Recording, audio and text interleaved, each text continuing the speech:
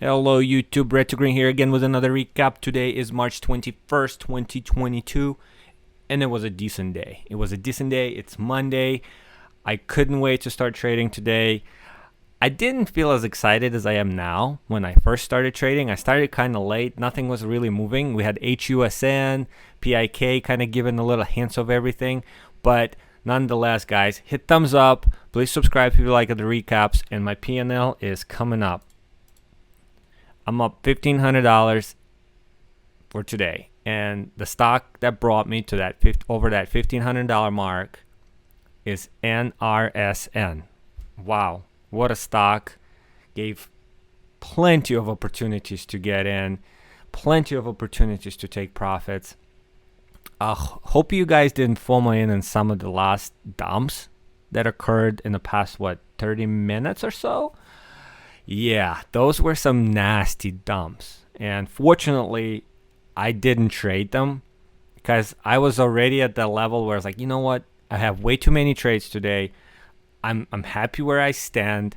And I just I was at around 1,470, and then I kind of gave back about $70, and then made another almost $100, just the small base hits on that pullback over 6. But anyway, let's definitely get into the review of NRSN. Well, I'm already doing it kind of. So look at this 10 candles here, right? There's a 10, 3, 6, 9. Yeah, 10 candles. I don't remember a stock at this price level given this many opportunities to get in and get out. Look at the bull flags on 1 minute. Look how sharp the slope is, right, to get in. So that's giving you a sense of momentum, sense of strength, right?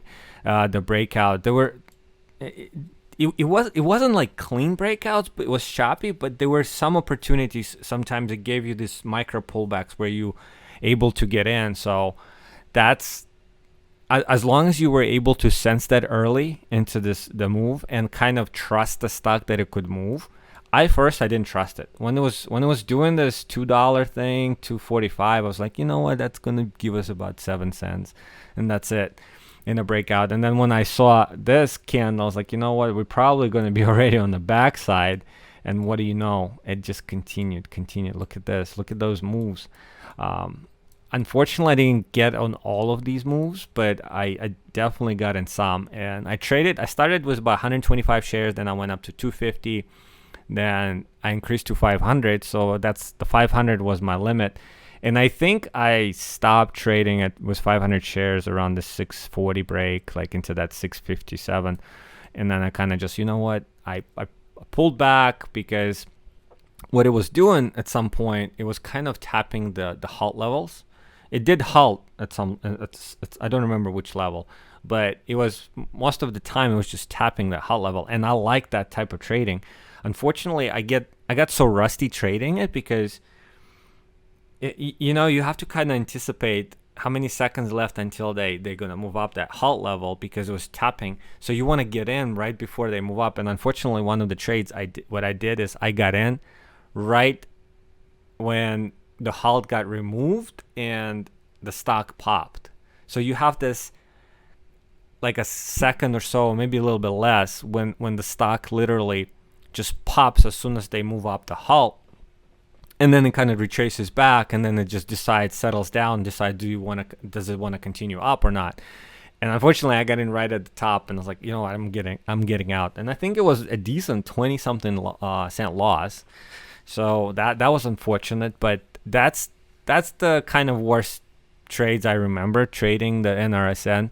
The rest of them were just basically fishing, and I was fishing for that bottom, and as soon as I found it, it just kind of like loaded up, and I waited. I gave more opportunities for that stock to push through multiple waves, right? And by waves, I mean when it pulls up a little bit, it kind of retraces it. And as long as it stays above that previous retracement wave, kind of, that makes sense. But you mentally kind of remember, because let's say the stock is trading at 545, right? And then it pushes through 553. And then you don't sell, you hold, and then it goes back to 547, and it just hovers there, and you can see volume coming in at 547. that tells you that the 545 that was previously broken, it's holding it. But you see it on level 2. You don't really look at the chart. And then you're anticipating that 553 is going to break into the 560 and 65. And that's where you have to really decide, do you want to continue trading those waves, or do you want to take that sell, or you want to sell into that second break of that wave? That's pretty much the decision you got to make on the spot, and quick. So that's how I traded NRSN, and I feel like I was decent at it. I don't know. I can't be greedy about it because the months of March have been pretty much dead for me. It's been decent, but I'm up on the months, but it's just not nowhere near where I should have been. And I know a lot of people capitalize a lot more on it. HUSN, that was another one. It gave opportunities at the open, and that's where I traded it. So almost $100. And to tell you the truth, I thought I'm just going to be at $100 today, maybe 150, 200. So I think once I got to 300, I was like, you know what, maybe I should stop trading, because BBLG was also one that gave opportunities, and I traded it a little bit, not as much as I should. I didn't load up on it a lot, but that curl, if you look at this curl here for the break of VWAP, it's not pretty, but gave you good setups here, especially that second time around bounce of a VWAP into the 4. So I'm up $77 on it. EIGR, nothing really to show. I traded at that initial pop, and it just dropped. And fortunately, I was able to get out, at least break even on that pop. And PIK, PIK, good old PIK. Unfortunately, again, you see, I'm up $1.50 on it. But what I was trading red to green, and I was trading for this bounce. And I kind of did catch the bounce, but then I gave it all back on that flush, because I didn't anticipate the third 1 minute candle to flush all the way to the bottom. I was kind of anticipating for it to bounce again and then go up to like 750. Well, guess what? It didn't happen. So anyway, but NRSN, I had it on watch. It was one of the gappers for the morning, I believe. Yeah, it was. And then I just basically had it on watch just in case. And then as soon as I start ripping, I was like, you know what? Let's focus on it. And good thing I focus on it, because, sometimes you notice I try to focus on stocks that are not as productive. Like, for example, I could have been like, you know what? I really believe HUSN is going to move, so I'm just going to fixate on that and just ignore NRSN. Or like MULN. A lot of people are like, oh, that's a meme stock. I'm just going to continue doing it. Well, unfortunately, there's not a right or wrong answer here. It's whatever you decide is optimal for you, for your trading style, and just stick with it. And I notice I know I still jump around a lot, because I traded, 6 stocks today, still a lot. I know, but the thing is, my point here is I need to fish for the stocks that's going to move, that's going to give me the move, because if I just blindly say, okay, well, PIK and HUSN, these are my 2 stocks today, I'm going to trade, I'm not going to focus on anything else, I could have missed NRSN. And if I didn't have NRSN today, EIGR or BBLG could have been another movers, right? But if I'm just kind of fixated on like, oh, I don't want to trade more than 2 stocks today, yeah, I'm given opportunities for other stocks to give me that pop or move up. So, and unfortunately, this month, the pops and those moves up, they've been kind of slow and short. NRSN was, that's the longest I ever seen the stock move up on a strong momentum like this. This is really good.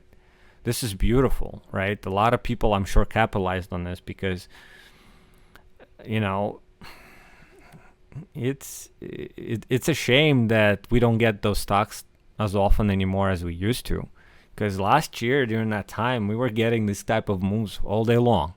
Not all day long, but every day in the morning, at least for first 2 hours, we're getting these type of moves. They were nice for sure. But anyway, guys, $1,500 day. Hope you like the recaps. I trade live every day. Just come join, say hi, whatever. You don't have to say hi. Just come join and see what I do. I scalp, micro scalp momentum. So level 2 is my friend. High of day, Momo scanner is my friend, and good fills. I use market orders on TOS. So if you're wondering. Anyway, guys, hopefully you did great. Let me know how you did today on NRSN. What did you trade? Are you happy? Are you not? Just let me know for sure. And until tomorrow.